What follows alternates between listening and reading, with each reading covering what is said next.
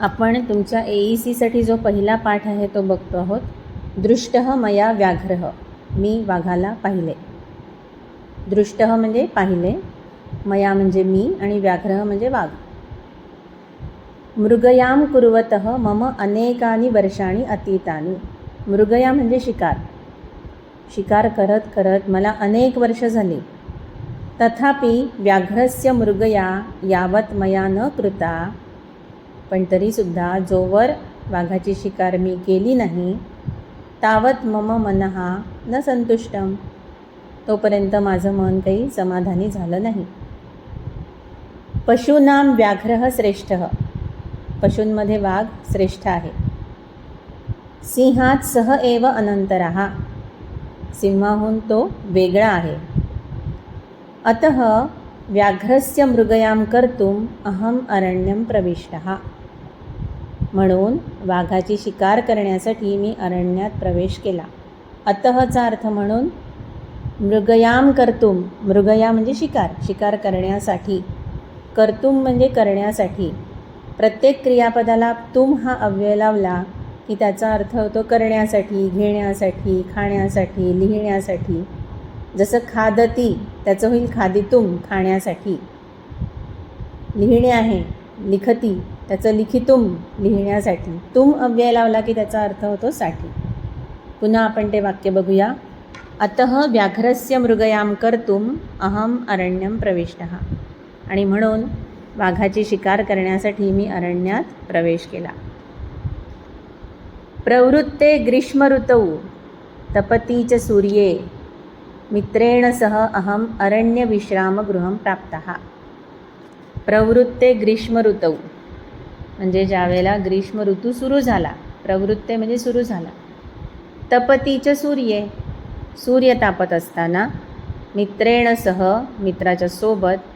अहम अरण्य विश्रामगृहं प्राप्तः, मी अरण्यातल्या विश्रामगृहामध्ये पोचलो.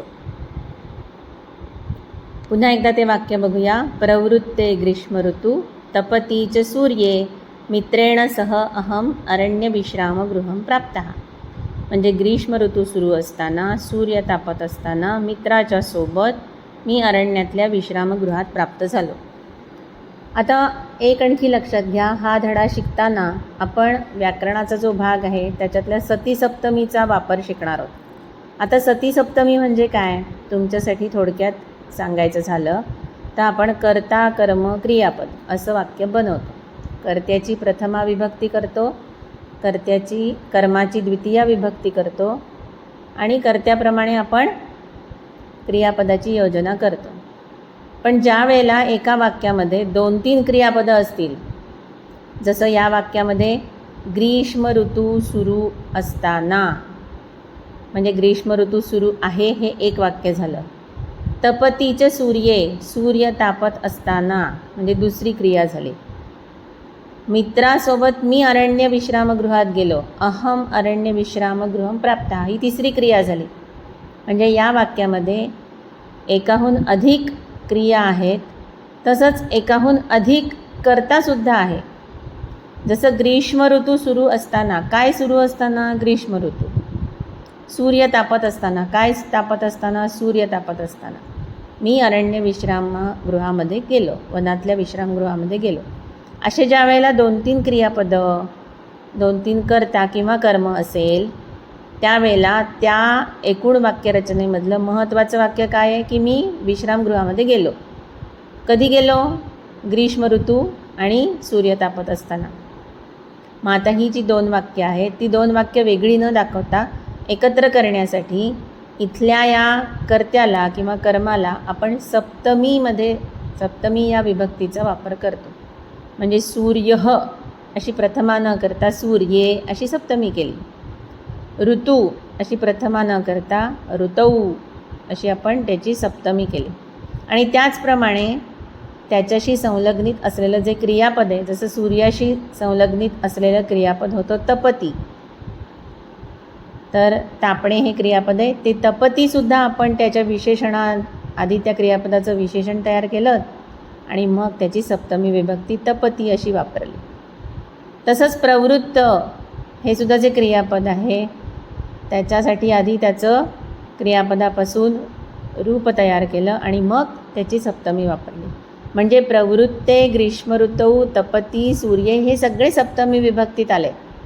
का आले सप्तमी विभक्तीत? तर त्या एकूण वाक्यामध्ये 3 क्रियापदं आली होती, 3 कर्ता किंवा कर्म आले होते आणि म्हणून मुख्य वाक्याच्या अनुषंगाने येणारी ही जी क्रियापदं आणि कर्ता किंवा कर्म आहेत त्याला सप्तमी रचनेमध्ये घातलं की त्या सगळ्याचं एकच वाक्य आपण करतो. जसं मराठीमध्ये बोलताना आपण म्हणतो ग्रीष्म ऋतू सुरू असताना, सूर्य तापत असताना मित्रासोबत मी अरण्य विश्रामगृहात गेलो. सो तुम्ही एक लक्षात घ्या की या धड्यामध्ये आपण सती सप्तमीची रचना शिकतो आहोत. आपण धडा संपल्यानंतर पुन्हा एकदा यावर प्रकाश टाकणार आहोत. पण आत्ता सांगितलेली गोष्ट लक्षात ठेवा. पुन्हा अशी वाक्यरचना आली की मी पुन्हा सांगेन की बघा एका वाक्यामध्ये अनेक क्रियापदं आले, अनेक कर्ते आले. त्यामुळे मुख्य कर्ता आणि क्रियापद यांना सोडून उरलेले जे आहेत त्यांची आपण सप्तमी करत आहोत. ठीक आहे. आपण दुसरं वाक्य जे आहे ते बघतो. दिवसः अर्धमात्र अवशिष्टः अभवत. दिवस आता अर्धाच राहिलेला होता.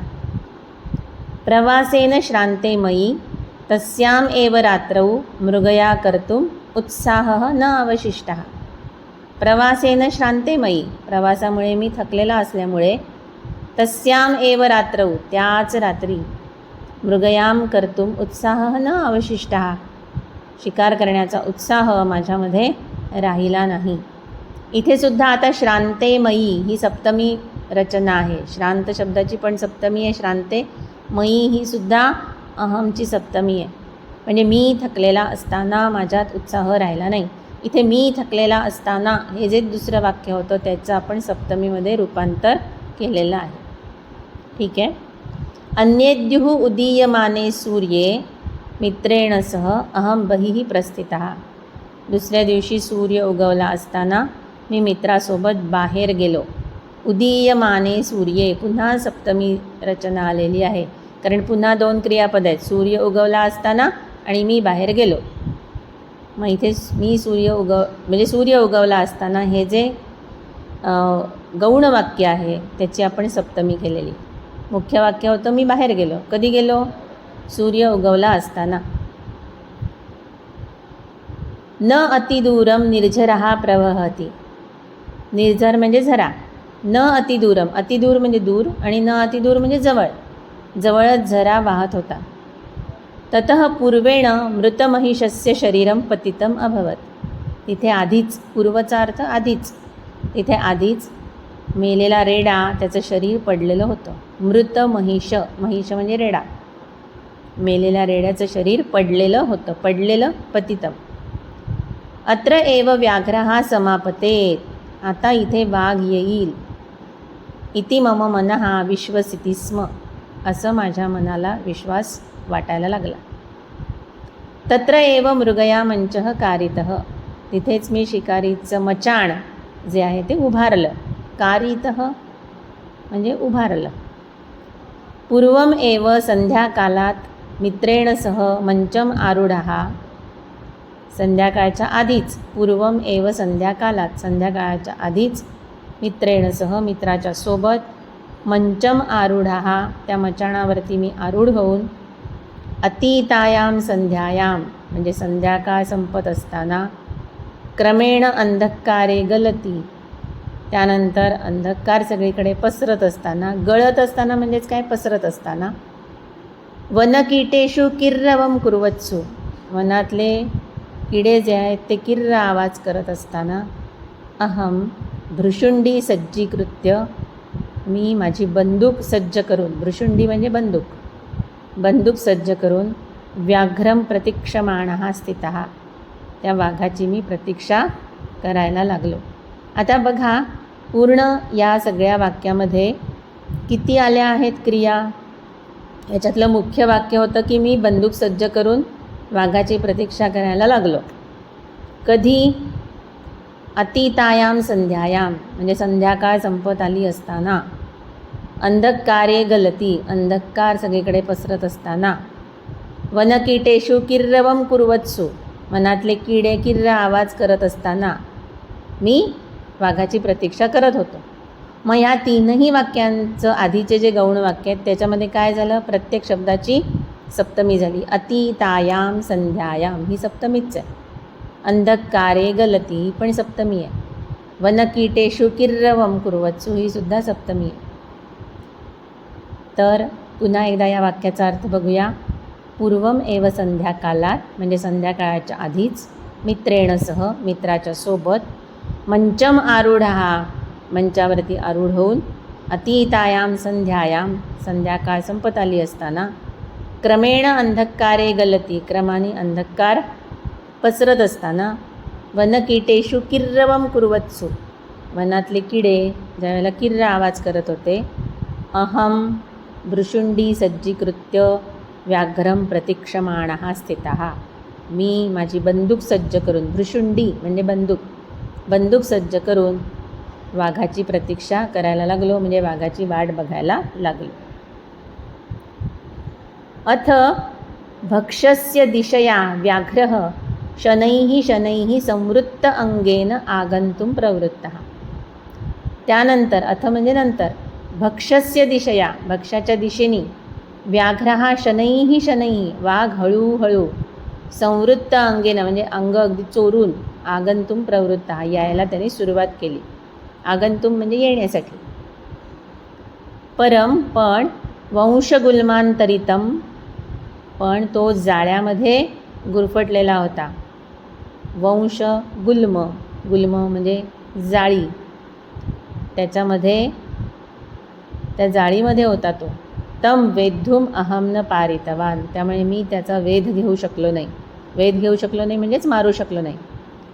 सह स्वच्छंदम कंचन शुष्कवृक्षम कंडूयमानः त्याने अगदी स्वच्छंदीपणाने म्हणजे त्याच्या मनमर्जीने एका कोरड्या झालेल्या झाडाला, जे वाळलेलं झाड आहे, शुष्क वृक्ष म्हणजे जे वाळलेलं झाड आहे त्याला खाजवत, कंडूयमान म्हणजे आपलं शरीर त्याला खाजवत, अंतरा जृंभमाणः थोड्या वेळाने जांभया देत, अधिकाधिकम वंश गुल्मांतरितः अभवत तो अधिकाधिक त्या जाळीमध्ये जायला लागला. अत्रांतरे वातः अवहत त्यानंतर वारा व्हायला लागला. तेन वंशवने कंपिते त्यामुळे, वंशवन म्हणजे बांबूचं वन, त्यामुळे बांबूचं वन कंप पावायला लागलं म्हणजेच थरथरायला लागलं. अति वारा आला की झाडं कशी हलतात. मेघेषु अपि वर्षत्सु इकडे मेघसुद्धा गडगडायला लागले आणि पाऊस पडायला लागला. मेघेषु वर्षत्सु मेघातून पाऊसही पडायला लागला असताना, अहम मृगया निराशः अभवम मी शिकारीच्या बाबतीत निराश झालो. का बरं शिकारीच्या बाबतीत निराश झालो? कारण की तो वाघ एकतर जाळीमध्ये होता आणि तो अधिकाधिक जाळीमध्येच जायला लागला. त्यानंतर वारा व्हायला लागला, त्यामुळे बांबूचं वन थरथरायला लागलं, पाऊसही पडायला लागला आणि मग शिकार करणं शक्य झालं नाही. समाप्ते पर्जन्य संपल्यानंतर म्हणजेच पाऊस संपल्यानंतर, तत्र एव मृगया मंचे त्याच शिकारीच्या मचाणावर, मृगया म्हणजे शिकार, मंच म्हणजे मचाण, शिकारीच्या मचाणावरती, क्लिन्न वस्त्रैः स्थितः क्लिन्न म्हणजे ओल्या वस्त्रांनिशी मी तिथेच थांबलो. व्याघ्रः अपि तस्मात् स्थानात् सुदूरम अपक्रांतः वाघसुद्धा त्या स्थानापासून दूर गेला. अहमपि प्रतिनिवृत्तः विश्रामगृहम आणि मी सुद्धा विश्रामगृहाकडे परत आलो. प्रतिनिवृत्तः परत आलो. एवं गतेषु 3 दिनेषु असंच 3 दिवस गेले असताना, पुनः व्याघ्रेण कृतस्य महिषभक्षणस्य वार्ताम अहम श्रुतवान पुन्हा मी एकदा वाघाने रेड्याचं भक्षण केल्याची बातमी ऐकली. वार्ता म्हणजे बातमी, श्रुतवान म्हणजे ऐकली. तद अनुरोधेन त्याच्या अनुरोधाने, पुनः अन्यस्मिन् मृगया मंचे कारिते मी दुसरं मृगयेचं मचाण म्हणजे शिकारीचं मचाण दुसरं उभारलं. अहम मध्यान्हे एव मित्रेण सह तत्र प्राप्ता आणि दुपारीच माझ्या मित्रासोबत तिथे जाऊन पोचलो. मध्यान्हे म्हणजे दुपारी. आधीच्या वेळेला ते संध्याकाळ व्हायच्या आधी गेले होते, आता दुपारीच जाऊन बसले. अथ अतीतायाम वेलायाम असाच काही वेळ गेला असताना, अस्तमिते सूर्ये, सूर्य अस्ताला गेला असताना. अंधकारे सर्वं जगती जगच्छादयती, अंधकार सर्व जगाला छादून टाकत असताना. आकाशे नक्षत्रेषु बहुलीभवत्सु, आकाशामध्ये नक्षत्र पुष्कळ प्रकारे चमकत असताना. वनकीटेषु तारम्रवत्सु, वनातले किडे तार आवाजात म्हणजे जोरात ओरडत असताना, किर्र आवाजात ओरडत असताना. नक्षत्राणां मंद प्रकाशे, त्या नक्षत्रांच्या मंद प्रकाशात. दूरं दृष्टः सह वनराजः, दूरूनच मला तो वनराज दिसला. आता पुन्हा बघा, या वाक्यात सुद्धा कितीतरी वाक्य एकत्रित आलेली आहेत. अतीतायाम वेलायाम म्हणजे वेळ जात असताना. अस्तमिते सूर्ये, सूर्य अस्ताला जात असताना. अंधकारे सर्वं जगच्छादयती, अंधकार सगळ्या जगाला छादून टाकत असताना.